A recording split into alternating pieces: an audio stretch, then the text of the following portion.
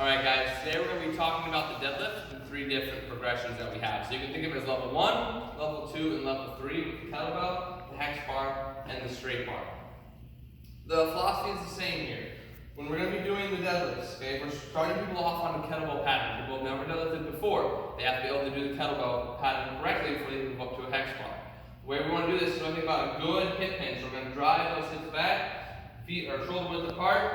Then from there, once I get that hip drive, we're not going to reach for the kettlebell. That creates a rounding of the back. So I drive those hips back. Then I'm going to take my butt down. So I'm thinking about sitting to that kettlebell just a little bit. Once I got that kettlebell handle, I'm going to break it. And then I'm going to drive those hips forward as the kettlebell comes up. Make sure I squeeze my glutes to the top. Then I'm going to do the same thing going back, down. I'm going to find the floor and then re-lift it again. Okay, so that's going to be a proper kettlebell deadlift. Keep that core tight so that I have that nice neutral spine. When we move to a hex bar, so this is a progression. You have that 65-pounder. That's the light one that we move to first. Same philosophy. Feet shoulder width apart. We're going to hinge back. Nice thing about hex bars, handles are really high. I don't have to quite squat as much. Okay, we're just going to be doing that hip hinge, then the hex bar, and the hips move as one as I get nice and tall. You can try to see when they gauge this, is there a triangle window between the legs, the torso, and the arms? So they'll make sure they get a good drive. Find the floor after every rep. Sometimes you'll see people who just want to kind of just go down a little bit and back up. We are taking the weight all the way to the ground.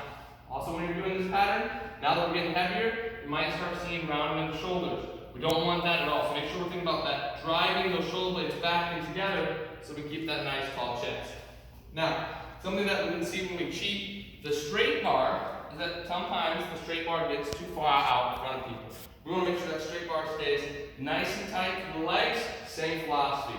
Hips go back, down. Now I have a straight bar. I'm taking that bar and I'm going to break it like I did with the kettlebell. I'm going to break that bar, locks those lats in place, and then hips and bar move together as I get nice and tall. You'll notice that as I start to hinge, the knees clear, and it allows that bar to travel straight up. I'm getting good glute activation at the top. Most importantly, we don't allow rounding up the shoulders. Rounding the shoulders leads to rounding up the back, and that's where that back pain can come into play. They make sure that we have the core integrity to do the deadlift. So if they're going to cheat light weights, Trevor and I can promise you they're going to cheat the heavy weights.